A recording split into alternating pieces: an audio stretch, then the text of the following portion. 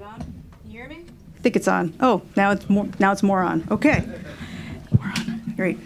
Hi, I'm Sarah Morrison. I'm a correspondent at Capital Forum. I cover basically the tech side, mostly of antitrust. Co-author Tech Tuesday newsletter. Applause. Thank you. Sorry. And we're talking about sort of the possible remedies here if Google does lose the Adtech case, as well as the one it just lost. So to try to give maybe the most sort of short and simple explanation I can of what we're talking about with Adtech and Google's role in it, basically we're looking at when you load a website that's not owned by Google, you see ads, and Google has, through process of owning, acquiring, owning, developing, has gotten all three sort of parts of what happens when you load a site to when ads appear. And that's basically, they have the buyer sort of tools, like platforms and tools, the ad exchange in between them, and then the seller side.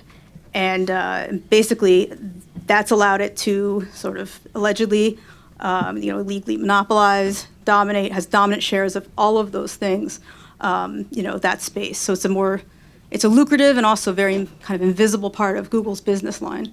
But obviously, like I said, it's a lucrative one. And in terms of some of the things the DOJ has sort of criticized that might be of note here, there is the acquisition of DoubleClick several years ago, which sort of gave it a sort of prominent place, obviously, in this. And then also possibly the ways it's sort of quashed potential competition innovation around something called header bidding, which sort of included a sort of spicy agreement with Facebook. So those are the things I think we'll be touching on. I try to give a sort of short and simple thing. I have a feeling some of the people here might be able to go into more complicated explanations if necessary. And here we go. So with that, I will let my panelists sort of introduce themselves. So I'm Joshua Coran. It is absolutely an honor to be here, and I want to give the obligatory statement that my opinions are my own and may or may not represent those of my employer. So I've been in ad tech since the 90s, and through accident of birth was on the internet when it was the ARPANET. So I've had a wonderful front row seat to all the wonderful innovations that have happened on the internet, and excited to join the panel today. Thank you very much for inviting me to this discussion. My name is Seth Bloom. I'm with Bloom Strategic Counsel. I'm a lawyer, and I've had 25 years of experience in antitrust law, and most notably, I was general counsel of the Senate Antitrust Subcommittee from in the 2000s until early 2013.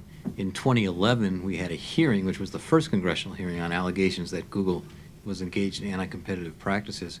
And it was interesting, I heard Teddy's comments earlier that people laughed at him when he started Capital Forum with concerns about these kinds of issues.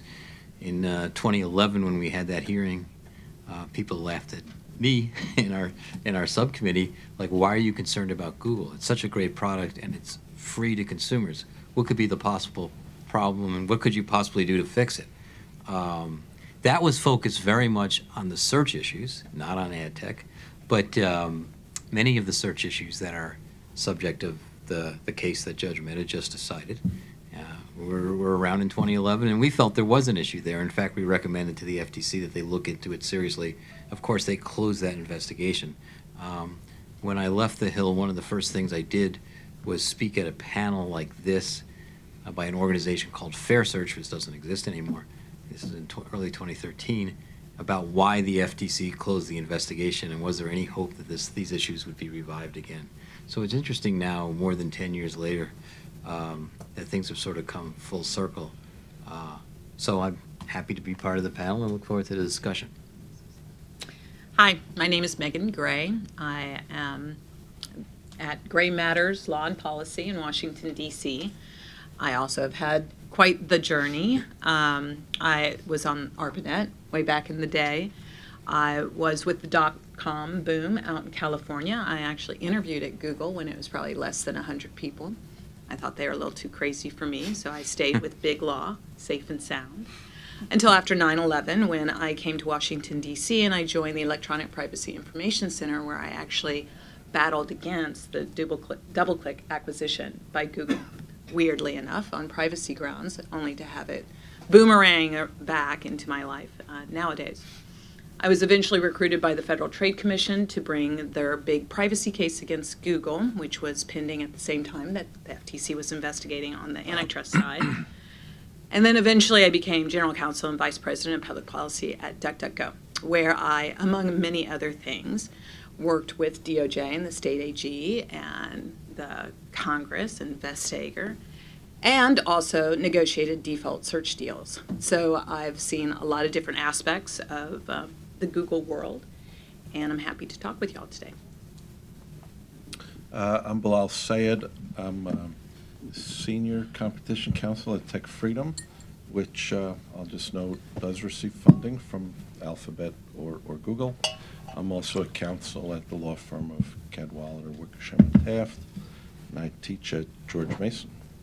I think my most relevant experience for this matter is spending a few years recently at the FTC thinking about how to apply Section 2 to conduct by platforms, not specific to Google or Alphabet, but as folks here know, at least as early as the Trump administration, there was sort of a rethinking of whether some of the transactions and investigations that were closed prior to the Trump administration needed to be reopened and rethought. And so I was, a little bit part of that effort. I will note that none of my comments should be attributed to any clients of the law firm. I'm Josh Zucker. I am a advisor at FGS Global, which is a mouthful to say, but it's a international kind of business consultancy firm. It's a combination of what was once the former Glover Park Group, for those of you in DC, and with Finsbury and Sard Verbinnen, which are some New York and London firms. So, but most recently, before then, I was the chief of staff at the antitrust division, and before that was competition counsel at Oracle, the software company, and before that was at the FTC. So have been involved in a lot of the fights over Adtech and search for a while. Saw up close at the FTC. I came in as the investigation, the search investigation into Google was winding down. That was in the second Obama term, and then moved to Oracle, where Oracle at the time was very involved in trying to assemble their own ad tech technologies, so saw the industry up close there. Okay, so you have people who know the legal world and the ad tech world, and that's great because that's what we're talking about. But first, there is, a search trial decision, which is the same company, slightly different line of business, but maybe not that different. So I'm curious what some of you or all of you think about that particular case and some of the remedies that that might come out of that. Well, if I can start that discussion if it's okay. So it's something I followed very closely, and I should have said, well, in my firm, I at one point represented Yelp, which was an antagonist to Google on search issues, and I ended that representation in 2020. So, but I want to put that on the record. Also, all my comments are my own, not representing any of my clients. I should have said that. So I think the search decision is a very strong decision of Judge Mehta. All 277 pages, which I don't know if any of you had the joy of reading that opinion, but I did. But the reason, among other reasons, I think it's a very strong case is it follows the Microsoft precedents that other folks have mentioned before of the D.C. Circuit. And the Microsoft decision upheld liability, the D.C. Circuit upheld liability of Microsoft engaging in acts of illegal monopoly maintenance. Interestingly, one of the acts of illegal monopoly maintenance that Microsoft was accused and successfully considered a monopolist was it said it had the Windows operating system for personal computers, which of course was vital at the time. It's still very important. And it said to computer manufacturers, if you want access to this, you have to install our software, specifically Internet Explorer, to browse the internet, and not install competing software such as Netscape Navigator. Of course, consumers later on were free to install it, but not at the initial stage. That pretty much destroyed Netscape Navigator. They found that to be illegal acts of monopoly maintenance. Well, fast forward ahead to this case, and what Google has said with respect to Android phone manufacturers, we own Android. If you want to get the proprietary version of Android, that version that has Play, without the Play Store, Satya Nadella of Microsoft once famously said the Android phone's a brick. If you want to get the that version of Android, you have to, as a default, Google search and make it as a widget on the search, and you can't on the phone, and you can't install any competitor. Again, consumers can later install a competitor. I think that was really on all fours with that conduct was on all fours with the conduct that was considered to be monopoly maintenance in Microsoft, and that's why I was not surprised that what the judge came out and did what he did. Now, there are elements of the case that are new, such as the enormous payments to Apple and others, $20 billion a year to Apple for a default exclusivity. I think the judge has pretty convincingly laid out the fact that constitutes monopoly maintenance as well. So I think it's a strong decision. The question of the remedy, and in that case, is interesting. Because we can talk, and I'm sure we will, I mean, that's the subject of this panel, we'll talk a lot about the remedy in Adtech, but I think the situation's a little bit different in Google search. First of all, well, it is amazing to me, and Avery, you pointed this out in your question, how the under the DOJ's proposed schedule, there's not even going to be a hearing on remedy till April. Well, if you think about this, and Bill Baer said this also, if you think there's ongoing anti-competitive conduct, and a trial that took almost a year or 9 months from beginning to end, then you're not even going to remedy it until April of next year or have a decision on a remedy? I mean, if there's a hearing on April, maybe the decision won't come out until June. That to me seems to be very odd. But anyway, that's my editorial comment. But as to what the remedy would be, I think it's very tough for there to be a structural remedy. And there's a lot of talk we've heard about the need for aggressive structural remedies in these cases, which I don't disagree with. But in this case, we have several things going on. First of all, the structural remedies being talked about, for example, divestiture of Android, doesn't do anything with respect to the Apple side of the case. So that's sort of an insufficient structural remedy. If you talk about the remedy divest Chrome, I mean, that doesn't say much about the defaults on an iPhone or even an Android device either. But beyond that, we have the D.C. Circuit opinion in Microsoft, which while it affirmed liability that Microsoft engaged in illegal monopoly maintenance, it said when the district court was going to order a separation of Microsoft, separate the operating system from the software company into two different companies, the Court of Appeals said no, and you, district court, haven't shown why that's necessary, and remanded the case back down to the district court to conduct a hearing on that remedy. Well, of course, then the administration's changed, as people have talked about before, and the Bush administration didn't really like the case, and they settled it before we had that hearing. But that decision of the D.C. Circuit, I think, makes it difficult for Judge Mehta, who in any event is a cautious judge, as we've seen by the length of time he's taken to come up with this, to think that he's going to order a divestiture, of a meaningful divestiture of Google. So I would say that a divestiture remedy in this case is unlikely. I think the kind of remedies that we heard earlier, end the contract, which require, default exclusivity in exchange for the payments or in exchange for getting access to the Android operating system, and that data sharing of that kind of obligation. I thought interesting discussion about the idea of licensing Google's sort of search engine, its index. I think that's an interesting remedy that the judge could consider. But I think the kind of conduct remedies are much more likely. Of course, if the DOJ's proposal, which they made yesterday, is accepted, I think we'll know in about a month. DOJ is required to say what it wants by way of a remedy. We'll know that.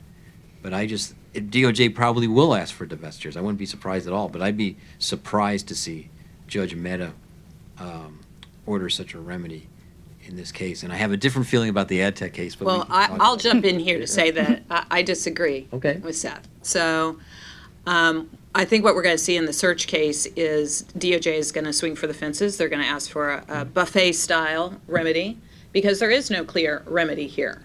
There is no silver bullet. There isn't a clean divestiture.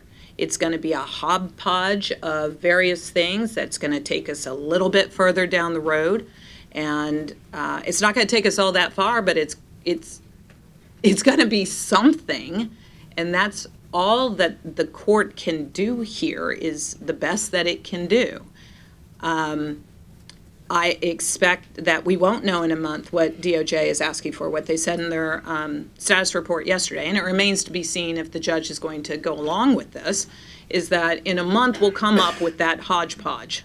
We will present a buffet style of remedies, and then we're going to go out and conduct discovery and refine what we are really pushing for. I expect the judge will go along with this because the weirdness of that Microsoft case is that the appellate court did not say no to divestiture. What the appellate court said was, Judge, you were way too fast on this. You needed to have a longer discovery period to let people ruminate on what would be an appropriate remedy. They needed to come into court and argue in front of you, so don't go too fast. And I think Judge Mehta is very well aware of that, and so he's going to be okay with a slow walk here, particularly given that DOJ is the one that's requesting it. Now, what Judge Mehta ultimately decides to do, I agree. Judge Mehta, it's been my tagline for a while that Judge Mehta is not a very judgy judge.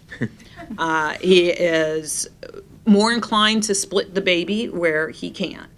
That said, he is not divorced from what is happening in the world. And at the time that he makes his remedy decision next year, Vestager would have come out, or the EU would have come out with their Adtech decision. Adtech is already going to be decided and a remedy decided by Judge Brinkema. You're already going to have a remedy in the Epic case in California. He is not interested in looking like a laggard. At most, he wants to go middle of the road. And if everybody else has come out with a pretty strong remedy, he's going to go along with that. So I think that the timing that Google tried to play here in their three-dimensional chess game just didn't break the right way for them. And they're between the crosshairs. Now, that just takes us through the trial level. What happens on appeal, of course, entirely different timelines for all of these different appellate courts, and that's too far out for me to predict. But I will say, with the additional factor of a new presidential administration, whether it's Trump or Harris, I think what you're going to see is that Google is the sacrificial lamb. Even if the next administration pulls back on a robust antitrust enforcement, I don't think Google's made any friends. Their case is too far gone. Nobody wants to look like they're caving to big business. And I think Google is the one that is going to get just right there, and they're stuck. I'll add to what you said. It was the Trump administration that brought the Google case. So people think if Trump wins, it's going to go easy on Google. I don't think so. But I'll just finish. I think the judge will also take into account what the Supreme Court might do with a divestiture remedy. And Google has promised to appeal this all the way to the Supreme Court. And we do have a 6-3 conservative Supreme Court. And we do have actually now Justice Kavanaugh, who wrote in the Whole Foods case, if anybody wants to go into the weeds, that he was opposed to the relying on the on brown shoe in market definition. So which Judge Mehta did. And, I think if Judge Mehta has a very aggressive remedy, he has to think that the Supreme Court may not go along with that, even if the D.C. Circuit goes along with it. Sure. I'd say that. Mm-hmm. Okay, so as we're thinking that, depending on how the case is decided, the Adtech one, the remedy decision comes before the search trial. So let's talk about that. Also, since it's the subject of the panel, I guess I would start with: what do you think if there's any remedy short of a breakup, or if we're just talking about a breakup is absolutely needed, and let's just figure out what the best way to do that is? Is there anybody who thinks that we can do an effective remedy that encourages competition that's not a breakup? Well, I mean, sure, but will it be as effective? It's hard to say. I'm not even sure that a breakup really would be effective. I think all of these remedies take us a little bit further down the road. The great benefit of a technical committee, which of course is a misnomer because while they have technical expertise, they are very, very substantive. The benefit of that is that they can pivot easily and address new business machinations and manipulations and incentives in a way that even a very vague consent order cannot do. And when you have that ability to shadow the company to try to guide them in a certain way, that is more powerful, whether it's structural or behavioral. And what are, I guess, we see sort of like how we do it with the technical committee, but like what would be maybe some of the behavioral remedies that we would be thinking about here? Sure. No last look in bidding. No more Project Perot. Don't do that Project Bernanke again. But the challenge, of course, is that you can have Project Greenberg. You can have Project anything, right? There's just all sorts of different ways. And all of these different code names, incidentally, are just sophisticated ways of self-preferencing. That's the only way you need to think about it. And there's just innumerable ways to put your thumb on a lever, particularly in a very complicated ecosystem of auctioning with all sorts of different technical tools that I, sitting here, cannot easily even explain to you, an interested captive audience. So my view of this is that I think the only remedy that really works in this Adtech case, contrary to what I just said about the search case, is a breakup remedy. And I think it's very different. First of all, just on that DC Circuit precedent is not binding on this case, which is in the Fourth Circuit, of course. So that's not going to be an impediment to Judge Brinkema. But to me, the basics of this case is Google's dominant share of the three parts of the Adtech stack. And the DOJ quotes in its complaint a statement by a Google executive, which apparently did not get deleted somehow. But and the quote is there a deeper issue with us owning the platform, the exchange, and a huge network? The analogy would be if Goldman or Citibank owned the New York Stock Exchange. And I mean, I think that's very powerful.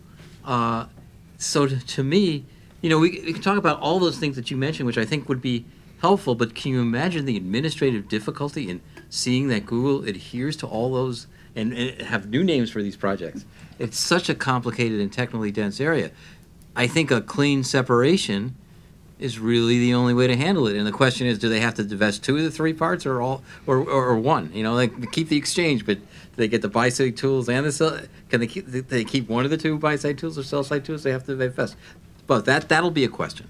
But I don't think that's going to be the end of it. Even if you have divestiture, in the Adtech case, you're still going to need a technical committee because Google is going to find other ways to leverage its economic dominance. And this is one of the themes in both cases, is that Google is very good with both carrots and sticks. So sticks being something like contracts. But they have so much money now as a result of their illegal monopolization over the last decade plus, they don't even need the sticks anymore because they've got so many more carrots than everybody else. And that really, ultimately, for both of these cases, is going to be the struggle of the next 10 years because it is inherently non-intuitive for judges and for our politicians to think you can't use money to win. That is a hard economic choice that we're going to have to make, I think, ultimately in these cases. Okay, so before we move on to the divestiture, the breakup aspect. Is there anybody on the panel who doesn't think that that's where we're going to have to go for this? Yeah, well, maybe others think that too, so, but I certainly think that. I don't even, I think it's not even 50-50 that DOJ wins this case.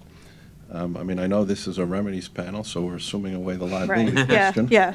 But I think that matters, and I think it matters not only generally, but I think, depending on what conduct the court, if any, finds Google liable for, is likely to drive the remedy at a practical level, right? I mean, it's certainly true under the law that remedies can be broader than, sort of the liability finding, but they need to be defensible. Here, and I think this is also true of the search case, and may suggest some difficulty ahead for DOJ to sustain that liability decision. I think just like in the search case, a liability opinion here, whichever way it comes out, will suggest that Google's presence in this, I'll call it, market, or these three markets that DOJ has defined, has been largely beneficial in creating these markets, in being innovative. And so I think the court, even if it finds liability for some of the conduct, is going to be wary of an overly broad remedy. In particular, I think the court, this is, DOJ pitches these markets as three separate markets, putting aside whether they are, in fact, properly defined relevant markets in terms of their description. This looks to me like a two-sided platform, and there are real efficiencies to being on both sides of the platform, or operating on both sides of the platform and operating the platform. And so I think that will lead a court to be skeptical that divestiture or structural relief that breaks up this two-sided platform, or Google's presence on both sides of the platform, will not lose some real efficiencies. I agree that managing, sort of a conduct-based remedy will be tough, but I still subscribe to the thought that if it is hard to remedy a violation, you may not in fact have a violation, particularly if remedying the violation creates significant inefficiencies or harms or consequences divorced from the harm.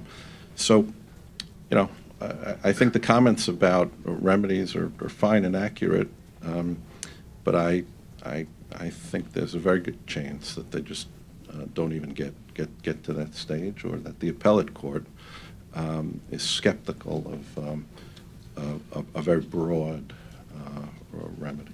And I make the same point on the search case, which in fact I think is at least 50-50 to be overturned on appeal on liability, just because of it's hard to see the connection between the conduct, the payments for default status, arguably, and actual foreclosure of a competitor.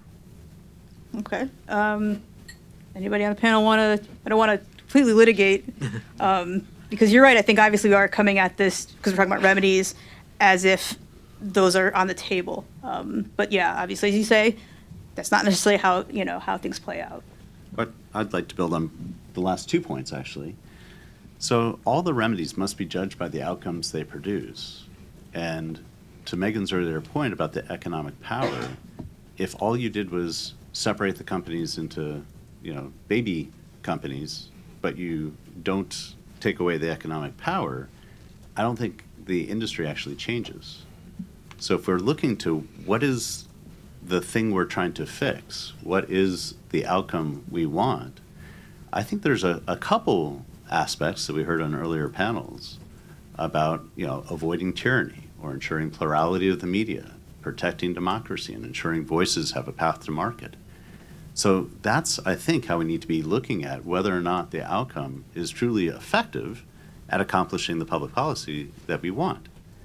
So a couple of the more practical, what could we do in terms of judging a remedy as effective or not, is seeing if the publishers are truly getting a return to their distribution freedom. One of the challenges is they have ad inventory that they're trying to monetize, and the allegations have been that there were restrictions put in place, and so they couldn't work with the partners they wanted to work with, and hence the auctions weren't as competitive as they could be, which tends to mean that they lost out. So if they have better freedom in distributing their ad inventory, which may need more interoperability protections, that may be a proper remedy. And I think the other one is control over pricing. So there's been a lot of changes in ad tech where controls from publishers over the pricing of their ad inventory have been removed. And so restoring publisher control over their pricing, I think, would be another easier remedy to put back in place, regardless of whether or not there's a divestiture. Clearly, there needs to be a divestiture. I mean, there's in no other business is there so much inherent conflict of interest. I mean, maybe real estate, but seriously, there is. They own, as Seth pointed out, the brokerage, the buy side, and the sell side. Crucially, something that is overlooked time and time again is they also own the mechanisms by which the effectiveness of ads are analyzed. So they are the market maker, because what they will tell you as an advertiser or as a publisher, your ad was shown to 100,000 people, and 9,000 of those unique eyeballs saw the ad, and then they made a shopping decision based on it.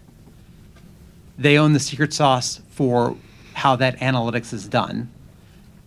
All the while, they are taking the customer and publisher data, enhancing their own capabilities to do all of this. So, I mean, you have a system where, I mean, if in the 1960s, NBC said, well, you know, Star Trek's 100% of Americans watch Star Trek, and you better advertise on Star Trek.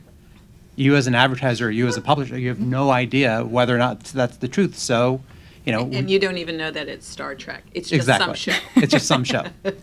So I don't think this idea that there might be some efficiencies, I'm not sure what the efficiencies are. We've watched journalism very efficiently go from a robust industry to near zero. I mean, I was reading in my daily Wordle a few weeks ago about some of the, I'm kidding, but like the New York Times is a word games now that supports its journalism. And I'm not sure that's healthy. So when the entire internet, the entire free internet, works on advertising, and one company controls the buy side, sell side, analytics, and the auction house for that advertising, I don't know how you get to any place other than a breakup. Okay. And unlike with the search case, we do have DOJ asking specifically in their, request for relief, what they for a divestiture. And I would like to say that. Yes. I think this Yes. is important because DOJ, there's only one line in the complaint where they specifically ask for a divestiture. It's literally one line. Yep. And it only addresses this three-headed beast that Google has created of the buy side, the sell side, the auction house. It only addresses the publisher side for divestiture and the auction house component. So almost it seems like we're foreshadowing, or DOJ is foreshadowing, that they're only looking for behavioral relief in connection with the advertiser side. Maybe that will change, but based on this one line, they're only asking for divestiture for two of the three pieces. Right, Now- that was my question. I mean, it's basically DoubleClick that they're Right, saying. double click in the auction house. Yeah. And so I think I know your answer to this, but do you think that's enough? You know, I don't know. I mean, in a sense, if you divest two, then, you know, the one has been left, right? So to say that Google can't be involved in any part of this advertising chain, I don't know. I mean, maybe you don't need to go that far. It is possible that you could have a technical committee that addresses the behavioral relief with some very on top of it guardrails and people who are monitoring that for what is remaining with Google. I think, though, it's going to be interesting because this is where things dovetail with the search case, because DOJ is looking at a possibility of divestiture of AdWords in the search case. And that's the third piece. So you could, in this triangulation, end up with it all being divested. I would point out that you make an interesting point about the DOJ's claim for relief, but I have it in front of me. Mm-hmm. So they in this, it's one paragraph, page 140 of the complaint. It says, order the divestiture at a minimum of the Google Ad Manager suite, including both Google's publisher and ad server DFP and Google's Ad Exchange, ADX, along with any additional Right. structural relief as needed to cure any anti-competitive effects. So, I mean, I think there's plenty of room for DOJ to ask for a more complete divestiture, and I expect that they will. Yeah, well, don't worry, we'll get to Okay. that. It Yeah. was the at minimum. Right. I think technically, I guess, because you've said to me, if you just divest DoubleClick, then you have another company that we have the same issues with that just has a different name. Correct. And so you want to expound Yeah, on that? this is going back to the control being the issue, that we want to ensure that the publishers have greater control over their auctions. One mechanism for that is ensuring transparency. So if we have better transparency over what are the auction mechanics, as well as the bid flow and the prices paid, that will help, Josh's point at the end of the table, ensuring that you can have other people doing the attribution, the process that helps the buyer understand what was the value for the media they purchased. If you have the competition brought back to ensuring that we're having fair values across this marketplace, it's much harder to do the shenanigans that Google's alleged to have done. Okay, and I mean, is there anybody here, I guess, before I move on, that thinks that, yeah, just divesting DoubleClick is the easiest and best and only way we need to do this? I'm just reminded as thinking about this more, there's a behavioral remedy too. In 2016, Google changed their privacy policy to enable the commingling of data, personal data, with DoubleClick information. There is a behavioral remedy out there where you just reinstitute the pre-2016 privacy policy. And sure, there's need for technical experts to oversee that. But doing that, stopping the commingling of this data, while it does not necessarily counteract the scale that Google's been able to amass since then, because of the uniqueness of the data sets that they commingle, and because of the value on the most recent data set, enabling others to compete for that because they're no longer commingled and this previous privacy policy is back into effect, you could enable some competition for the data in ways that would eventually, as the newness of the data stops propagating just solely within Google, that could bring more value to the entire advertising sector. Unwall the garden, I guess? Somewhat, yeah. Okay, and then, I said there was the at minimum. What's the, I don't know, at maximum? Basically just, what do you think, assuming you do think there should be a remedy, what's the ideal one here? Like and how, like who are the sort of parties? Because there's several people that are allegedly harmed. there's advertisers, publishers, ad tech companies, competitors, consumers. I've heard tyranny and democracy also thrown around here, and I'm not saying that's wrong. I'm not. It just, sort of, there's a lot of I'd people. like to throw out there Yeah. that I think that Google should have its trademark for Google invalidated.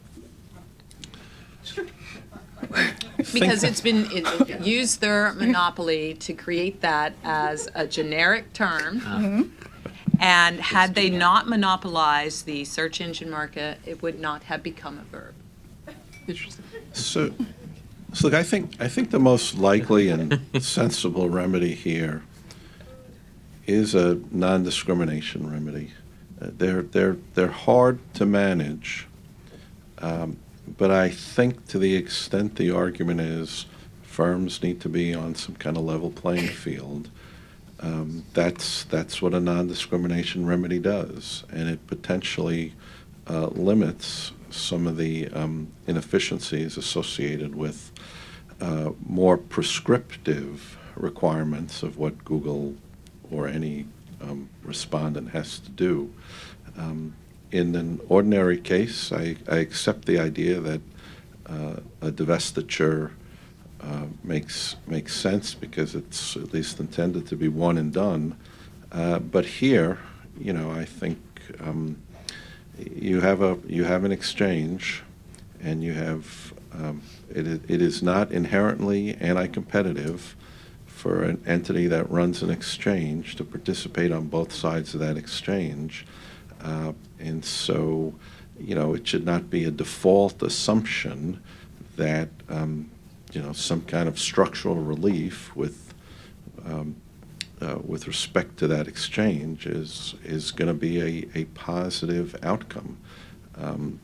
If there's a concern that DoubleClick on its own has the same level of market power that Google has today, that suggests the concern is not a market power concern, but a preference for how the sell side of the market operates, and that's not an antitrust concern, right? We're not, antitrust enforcers are not in the business of protecting publishers or advertisers of changes in markets.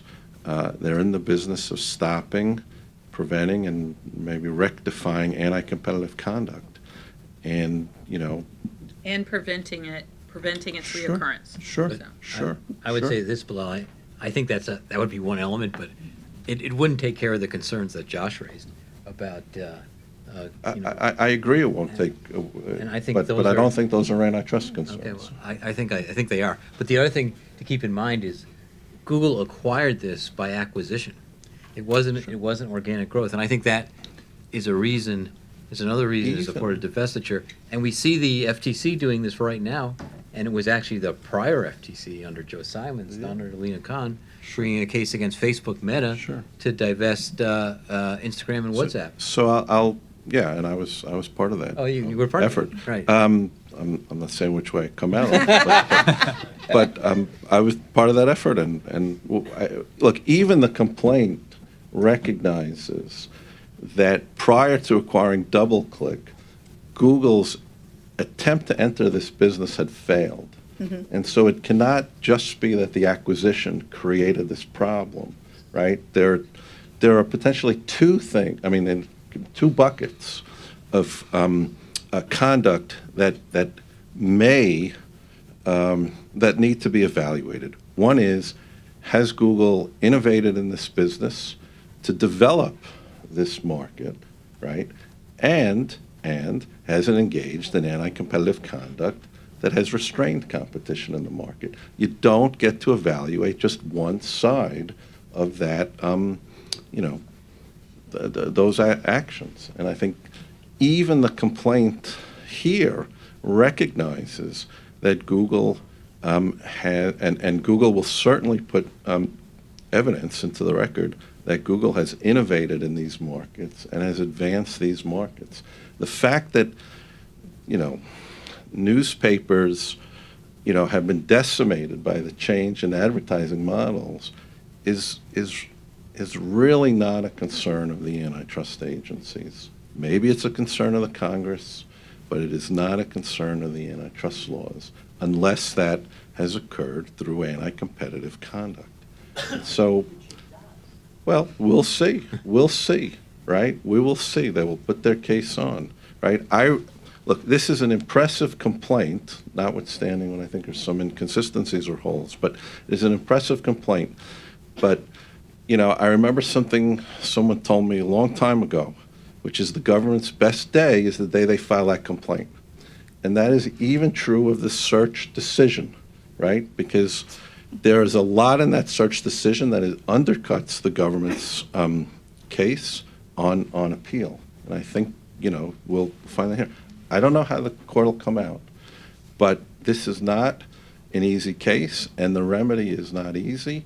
And I think because Google, and this is true of I think the other monopolists in some of these cases, will be able to show they have innovated and expanded the market, it is going to be very hard, even under the Microsoft framework, which I'm generally supportive, to, you know, to be certain of a finding of liability here. That's all. I will agree. I'm not certain of a finding of liability, but I think it's a strong case, and I think DOJ is likely to win it. My biggest concern with this case is that, unlike in the search case, there was not a tutorial for the judge. There are not pretrial briefs that explain the Adtech system. You have a judge that certainly is not a digital native. Question whether she's even a railroad native. Now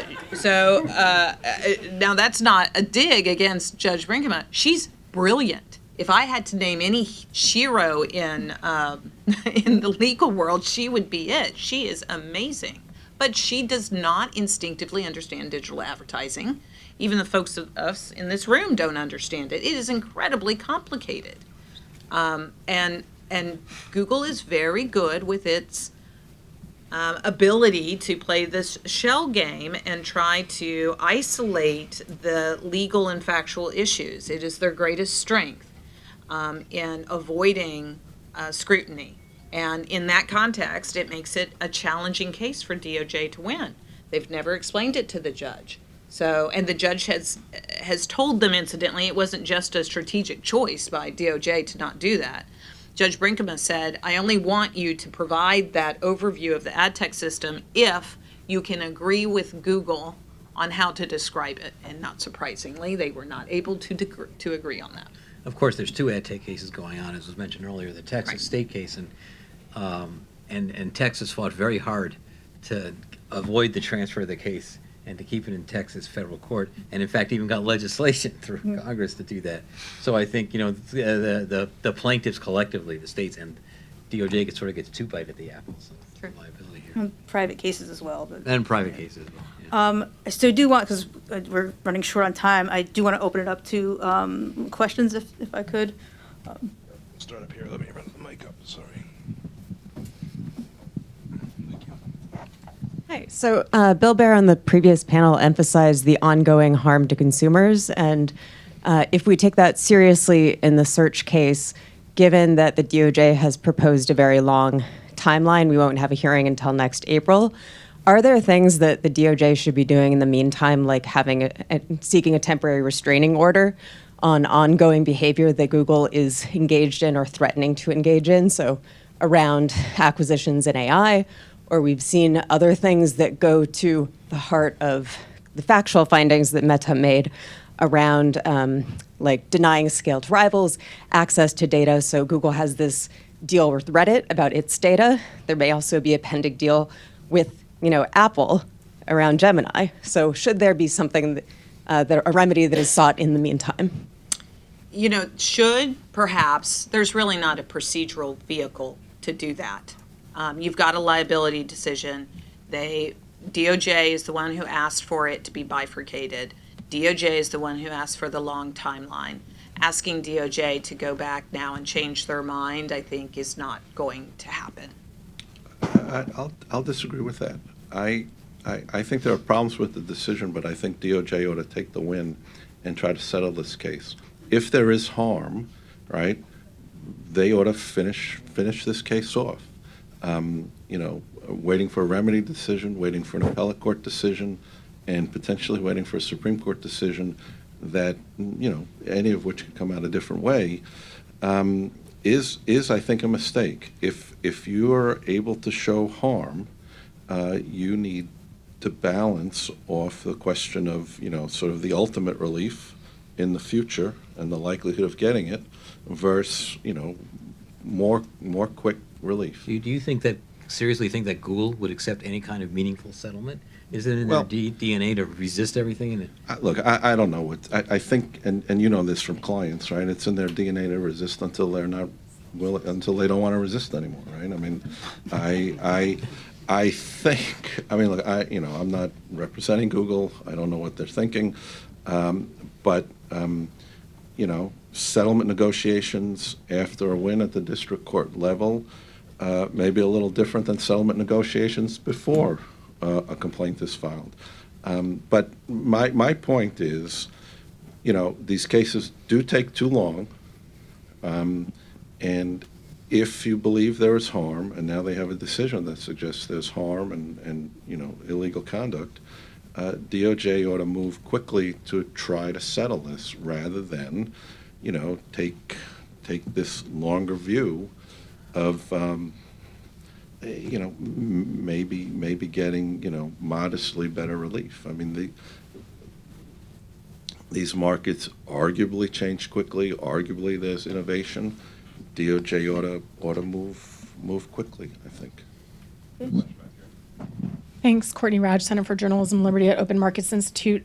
Two-part question. You talked about the importance of assessing efficiencies, but studies show that up to a third of advertising revenue can't be accounted for in this system. So there are studies showing you just don't know where it goes. That seems to be very inefficient.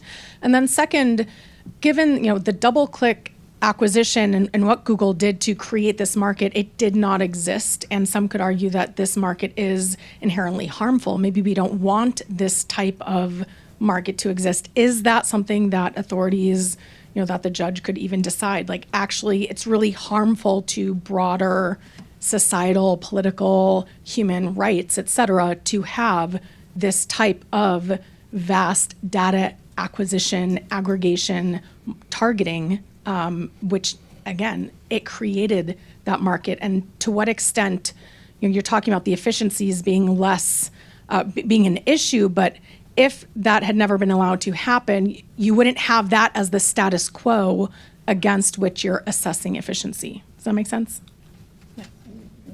I just don't think that, at least in the Adtech case, I don't think that type of thinking and presentation has been presented to this judge. So the idea that she's going to understand that context and the bigger issues, I don't think is likely. And even if you have a really educated, tech-savvy, proactive judge who wants to go in that direction, I think it's hard in a lawsuit to do that.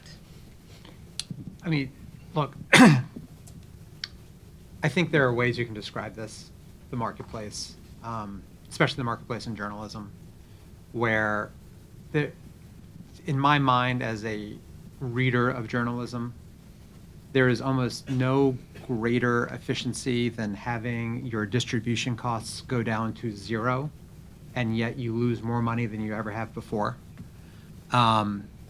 So what's the reason for that? And it's the take rate for the ads, where an entity that doesn't produce the content runs a scaled out electronic marketplace and takes 10 or 20% on each step along the way, to where, it used to be that an advertising firm, if they were buying ads on billboards and on terrestrial radio, would have a fee at the end of their work, not take from every purchase along the way. So when the reality is that these companies that had to buy tons of paper every year and source, logistical supply chains don't have to do that anymore, and yet they are losing, they have more readers than ever before as well. They have more readers, no distribution costs, and yet they're losing money. There's something that's not efficient there. It is a bit of a irony and lost opportunity for DOJ because the trial teams can't even bring in laptops.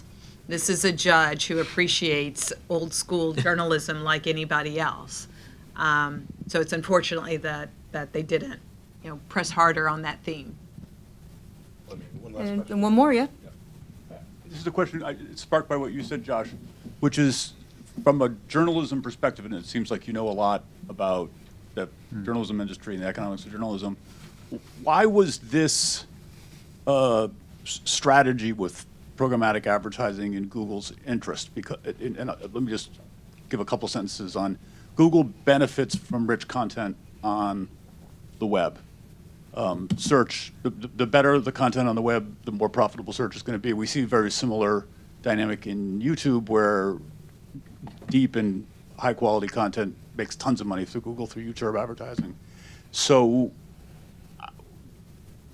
anything they do that takes revenue away from content producers on the web would intuitively seem to be against Google's economic incentives. Is that wrong? And if it's wrong, can you explain how it's wrong? I mean, I don't have a deep knowledge on this, but Google is now it seems as if they're straddling the space between distributor and publisher themselves. So, just Google News, you can scroll through the latest headlines and there's kind of a brand flattening where you're getting your news from Google, but if you look at surveys, people say, I get my news from Google, but they're getting their news from Newsweek.com through Google, but they're just seeing the headlines, and there's this generic brand flattening. So I think in an age where it's about the attention, that it doesn't matter to Google. The same thing happened years ago when they demonetized YouTube talent. People kept making videos and people kept going back to YouTube. They just took a bigger take from the YouTube talent that they demonetized. Okay, that's it, everybody. Thank you very much. Thank you to my panelists.